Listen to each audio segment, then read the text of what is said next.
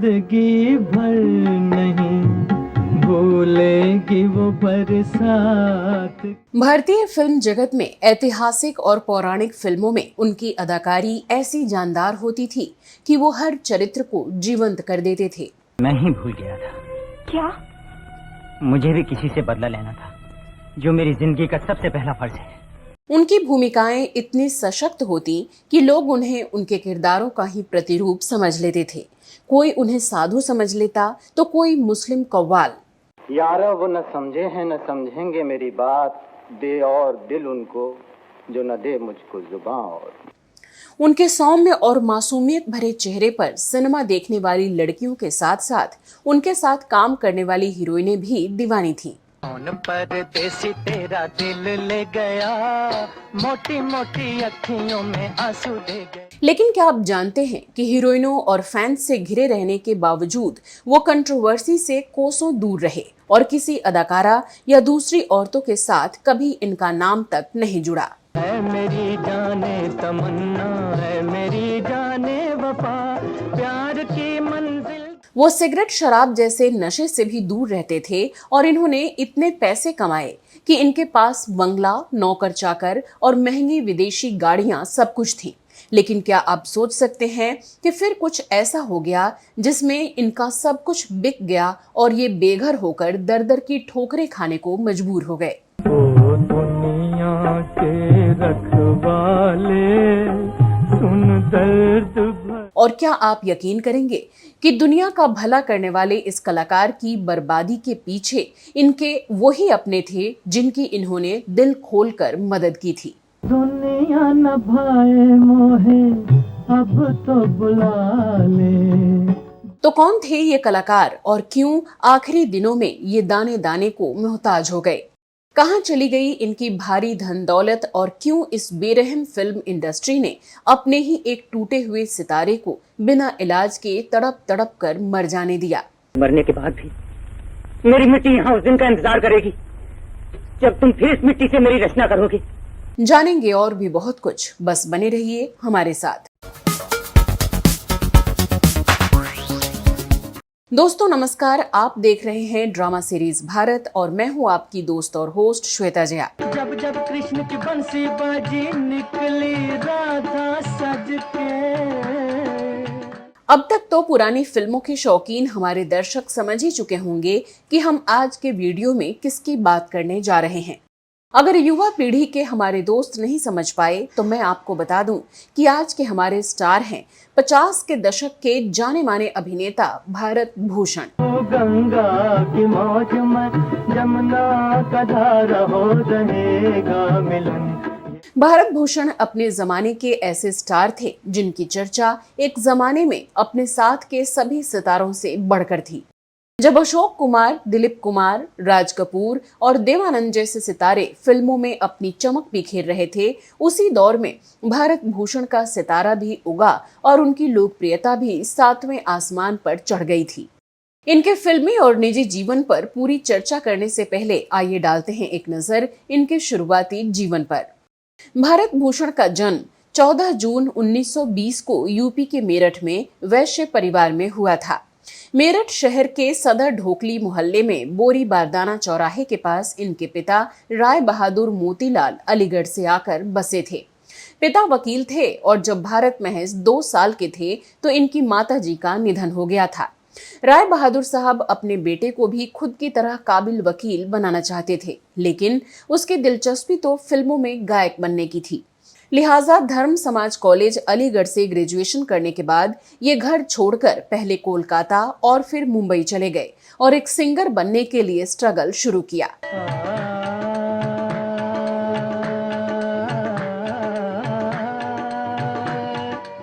कुछ वक्त बीता और गायकी के क्षेत्र में सफलता ना मिलती देख इन्होंने निर्माता निर्देशक केदार शर्मा की 1941 में आई फिल्म चित्रलेखा में एक छोटी भूमिका से अपने अभिनय की शुरुआत की।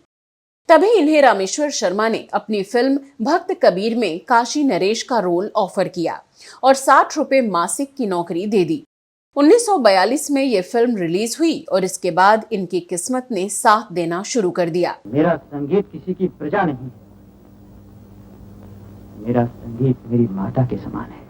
40 के दशक में इन्हें करीब दर्जन भर फिल्मों में अभिनय करने का मौका मिला, जिनमें केदार शर्मा की सुहाग और ठेस, उधार और भाई बहन और आंखें जैसी फिल्में प्रमुख थीं। फिल्म मां में इन्हें बिमल रॉय ने बतौर हीरो उतारा था। ये फिल्म खूब चर्चित रही, लेकिन भारत भूषण को असली पहचान मिली विजय भट्ट की क्लासिक फिल्म बैजू बावरा से। तू गंगा की मौज में, जमुना का धारा, तू गंगा की मौज में। ये फिल्म उस दौर की एक बड़ी सुपरहिट फिल्म साबित हुई और भारत भूषण घर घर में मशहूर हो गए। झूले में पवन के आई बहार, प्यार छलके। बेहतरीन गीत संगीत और अभिनय से सजी इस फिल्म की गोल्डन जुबली कामयाबी ने भारत भूषण को रातों रात स्टार बना दिया। गुरु ज्ञान कहाँ से। ये फिल्म नई नवेली खूबसूरत अदाकारा मीना कुमारी के लिए भी मील का पत्थर साबित हुई। दोनों की जोड़ी खूब जमी थी। तुम नहीं जा सकती बैजू। मुझे जाना ही होगा गौरी। कभी नहीं गौरी, बैजू तुम नहीं जाओगे। इस फिल्म के गाने इस कदर हिट हुए कि हर जगह बजते सुने जा सकते थे। इससे भी भारत भूषण को काफी फायदा हुआ। इनका गीत ओ दुनिया के रखवाले इनकी बेहतरीन अदाकारी का नमूना है। ओ दुनिया के रखवाले सुन दर्द। इसी साल इन्हें बंकिम चंद्र चट्टोपाध्याय की फिल्म आनंद मठ में भी एक रौबदार भूमिका मिली। समीरे तटिनी तीरे बसती। फिर तो आने वाले सालों में इनके पास फिल्मों की झड़ी लग गई और हर साल करीब 4-5 फिल्मों में भारत भूषण नजर आने लगे। 1953 की फिल्म लड़की, 1954 की शबाब और उसी साल आई निर्माता निर्देशक सोहराब मोदी की मिर्जा गालिब इनकी उस दौर की कुछ चुनिंदा फिल्मों में शामिल रहीं। दिल नादा तुझे हुआ क्या है। 1954 में ही बैजू बावरा के निर्देशक विजय भट्ट साहब ने एक बार फिर भारत भूषण को लेकर बनाई श्री चैतन्य महाप्रभु।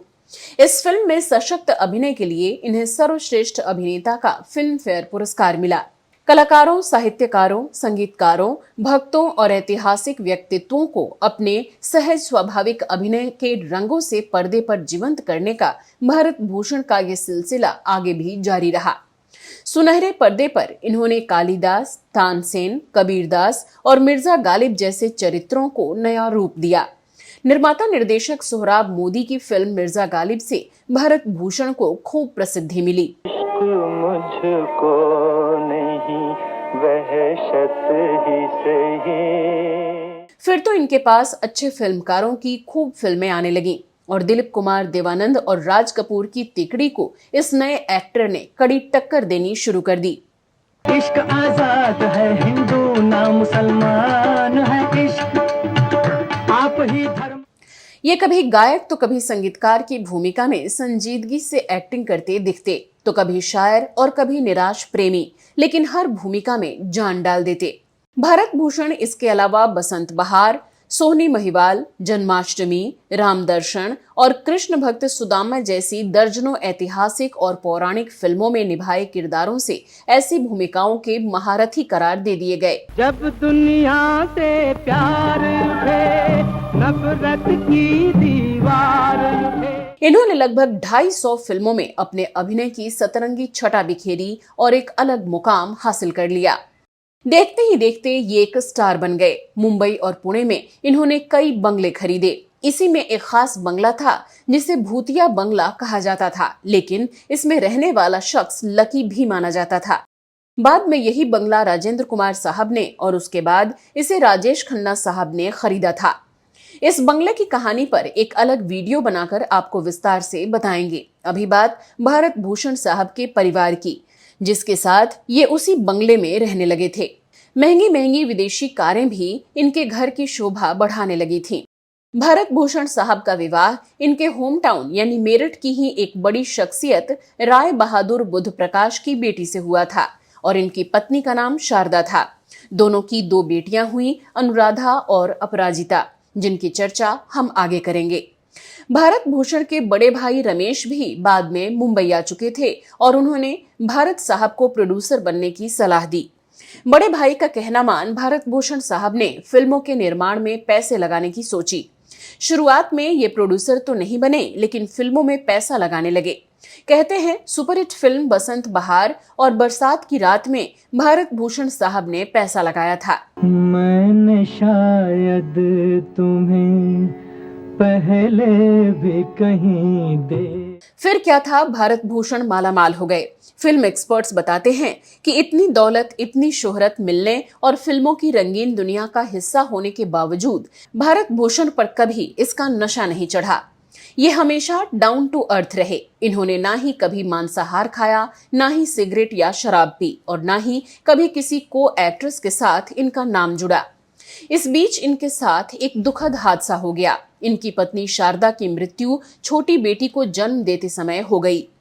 इनकी बड़ी बेटी पोलियो से ग्रस्त थी, सो उन्हें शादी करनी जरूरी थी। इन्होंने रत्ना नाम की एक अभिनेत्री से शादी कर ली, जिन्होंने फिल्म बरसात की रात में शबाब का किरदार निभाया था। बताते हैं कि यहाँ तक तो सब कुछ ठीक था, लेकिन फिर इनके भाई रमेश के मन में लालच आ गया और इन्होंने भारत भूषण को कुछ और फिल्में बनाने की सलाह दी, जिनमें रमेश भी जुड़े थे, तो कुछ में अपने बेटे को भी लॉन्च करवाया। लेकिन अब फिल्में फ्लॉप होने लगी थी, तो साथ ही अंदर कुछ ऐसे घपले हुए जिनके बारे में भारत भूषण को अंदाजा भी नहीं हुआ और इनकी कंपनी दिवालिया होने लगी। भारत भूषण ने अपने भाई के साथ एक फिल्म दूज का चांद बनाई थी। इसी फिल्म से इन्हें सबसे ज्यादा नुकसान उठाना पड़ा। भारत भूषण बहुत ही शांत, सौम्य और नेक दिल इंसान थे। इन्होंने ना ही भाई से कुछ पूछा और ना ही किसी पर कोई इल्जाम लगाया, लेकिन देखते ही देखते ये कर्ज में डूबते चले गए और पाई पाई के मोहताज हो गए।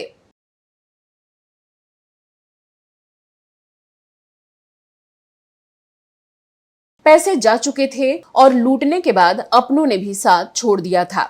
भारत भूषण अकेले पड़ गए और संकट में बुरी तरह से घिर गए। फिल्मों में काम करने वाले क्रू और पैसे लगाने वाले फाइनेंसर तगादे करने लगे। कोई चारा ना देख भारत भूषण ने पहले अपनी महंगी गाड़ियां बेची, फिर बंगले भी बेचने पड़े। आखिर में वो बंगला भी बिका जिससे इन्हें काफी लगाव था और वो इन्हें लकी साबित हुआ था।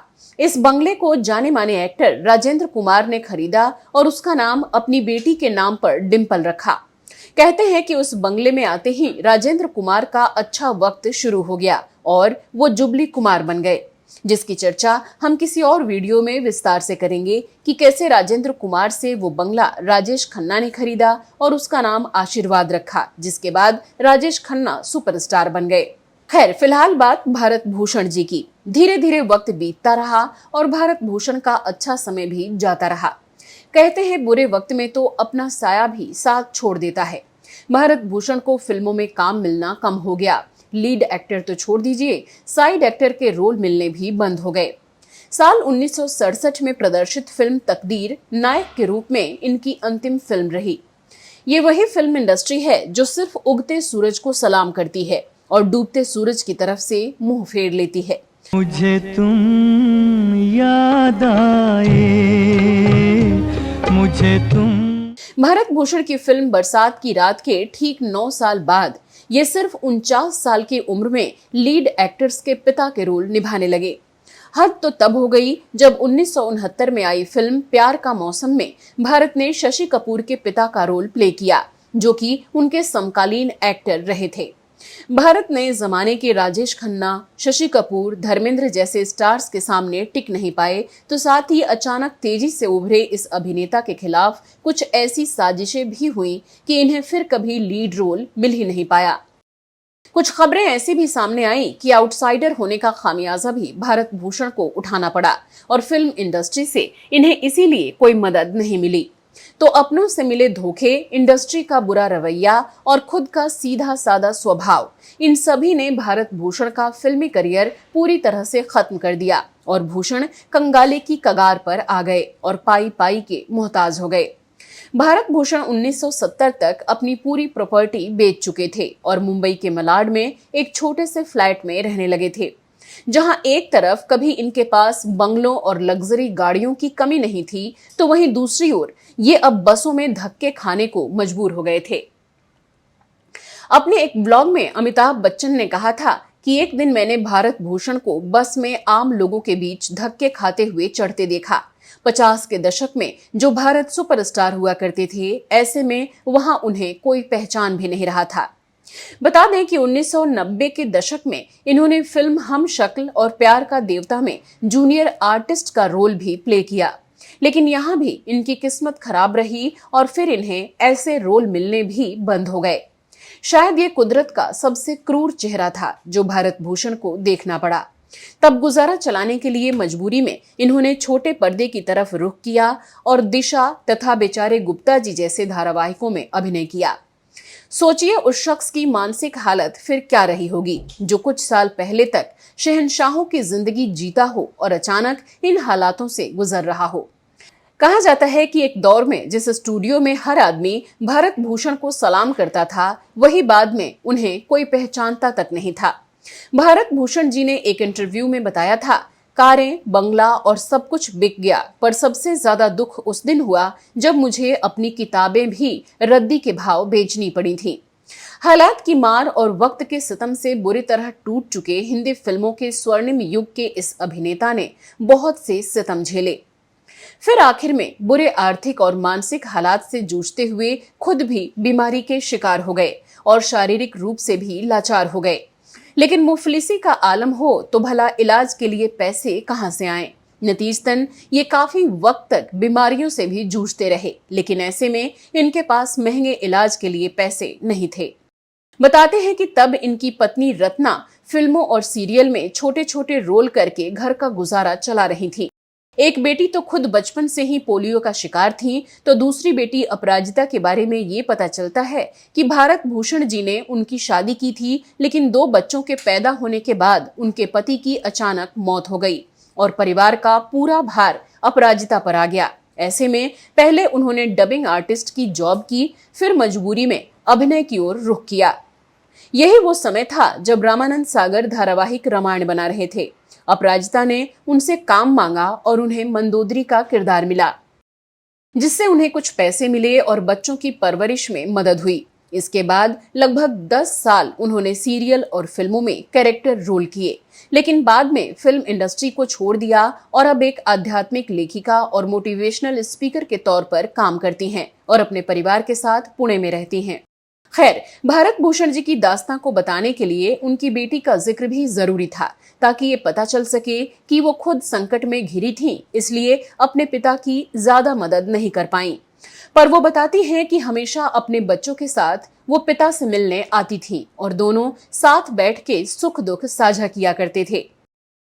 कहते हैं हर दर्द का अंत निश्चित है, तो भारत भूषण जी के भी इस दर्द का अंत हुआ, लेकिन वो मौत की शक्ल में आया। 71 साल की उम्र में 27 जनवरी 1992 को भारत भूषण जी ने इस दुनिया को अलविदा कह दिया। मलाड वेस्ट के घर में हार्ट अटैक से उनका निधन हुआ। उनकी बेटी अनुराधा भी अब इस दुनिया में नहीं है और पत्नी रत्ना के बारे में कोई जानकारी मौजूद नहीं है। तो इस तरह से सिल्वर स्क्रीन पर चमकने वाले एक सितारे का दुखद अंत हुआ, जिसकी चमक छिन चुकी थी, जिसकी किस्मत रूठ चुकी थी, जिसका साथ उसके साये ने भी नहीं दिया और जो अपनों के दिए धोखे और दर्द का शिकार होकर बर्बाद हो गया, लेकिन कभी उफ तक नहीं की, बल्कि उन्होंने आखिरी सांस तक अपनी जिंदगी के दुखों तकलीफों का डटकर सामना किया और इससे लड़ने की भरपूर कोशिश की। सिने इतिहास में अपनी अदाकारी से ऐतिहासिक किरदारों को जीवंत करने के लिए भारत भूषण जी को हमेशा याद किया जाएगा। हम उनके शानदार काम, उनकी प्रतिभा और हिंदी सिनेमा में उनके योगदान को सलाम करते हैं। ईश्वर उनको सद्गति दे। आपको हमारा आज का यह एपिसोड कैसा लगा, कमेंट सेक्शन में लिखकर जरूर बताइएगा। तो चलिए कुछ और नए किस्से कहानियों के साथ अगले एपिसोड में आपसे फिर होगी मुलाकात। फिलहाल मुझे दीजिए इजाजत। नमस्कार।